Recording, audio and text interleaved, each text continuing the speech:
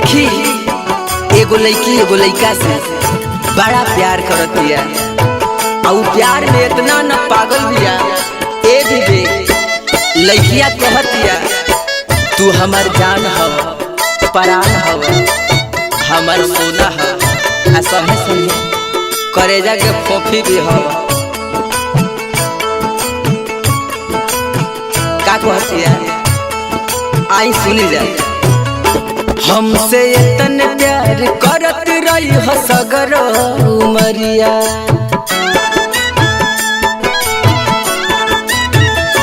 हमसे इतने प्यार करत रही हसगर उमरिया। हमारे पास कुछ नहीं खेली खवाला है शरीरिया हमारा पास कुछ नहीं खेली खवाला है शरीरिया। हमसे इतने प्यार करत रही हसगर उमरिया हमसे इतने प्यार करत रही हसगर उमरिया।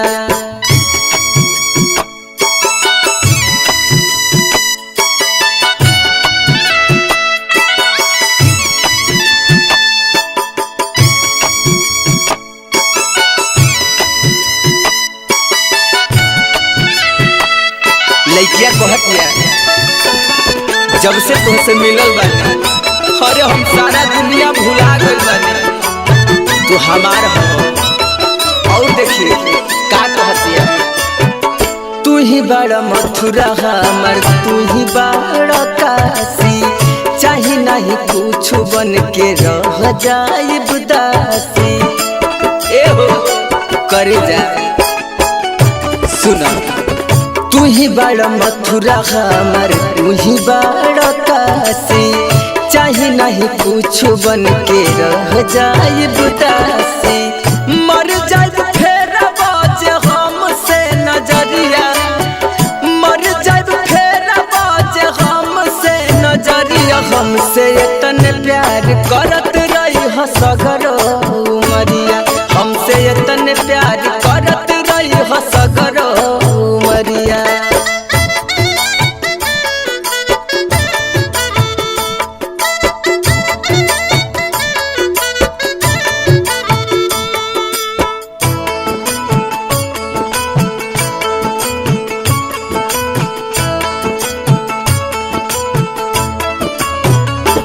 सुना दिलवा में रही जैसे रहे धड़कन हो रोम रोम मान ले बतोह के सजान हो। ए हो सुना तू हमार सोहाग हो दिलवा में रही जैसे रहे धड़कन हो रोम रोम मान ले बतोह के सजान